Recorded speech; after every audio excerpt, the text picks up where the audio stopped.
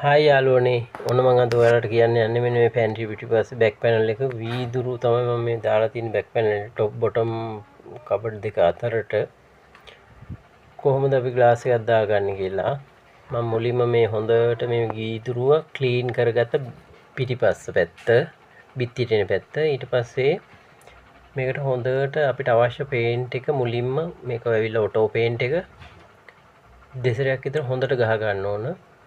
පළවෙනි කෝඩ් එක ගහලා දෙවෙනි කෝඩ් එක පොඩ්ඩක් වේලුනම් පස්සේ තමයි ගහන්න ඕන පැයක් විතර ගියන් පස්සේ ඊට පස්සේ මේකට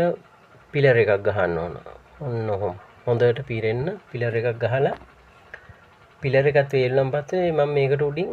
3 dot පිලර් කියන එක ගැහුවා මේක ඇවිල්ලා පේන්ට් කරන අය දන්නවා 3 dot පිලර් එකත් වේලිලා දවසක් විතර වේලුනම් පස්සේ දෙවෙනි දවසේ තමයි මම මේ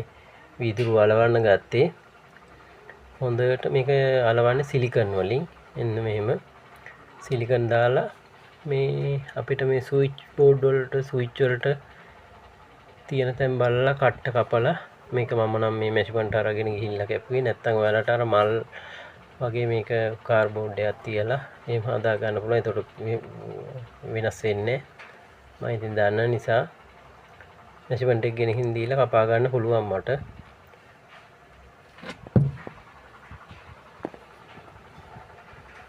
ඔන්නම මේක ගන්නට අලව ගන්න ඕන අලවගෙන ගන්නට පිට් කර ගන්න තියෙන්නේ සිලිකන් වලින් තමයි විදුරු අලවන්න ඕන මේක අර ටයිල් අල්ලනවා වගේ නෙමෙයි මාරම ෆිනිෂින් ක්ලියර් මේක අපිට සුද්ධ කර ගන්නත් හරිය ලේසි ඉතින් කැලලකින් ඩස්ට් එක තිබ්බත් පීද ගන්න හරියම ලේසි බලන්නකෝ ඔයාලා මේක මාරම ෆිනිෂින් වැඩක් මම මේක ඉස්සෙල්ලා කරන වැඩක් තව මම දැකලා තියෙනවා ගොඩක් අය මේ වගේ වැඩත් කරනවා ඉතින් මේක අලුත් වැඩක් නොදන්න අයට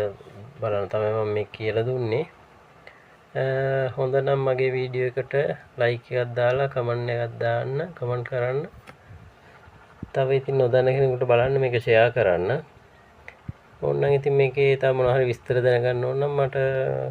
මෙසේජ් එකක් දාන්න මම කියලා දෙන්නම් ඕන කෙනෙකුට මමත් කැමතියි ඉතින් මේක තව කෙනෙක් කරනවා දකින්න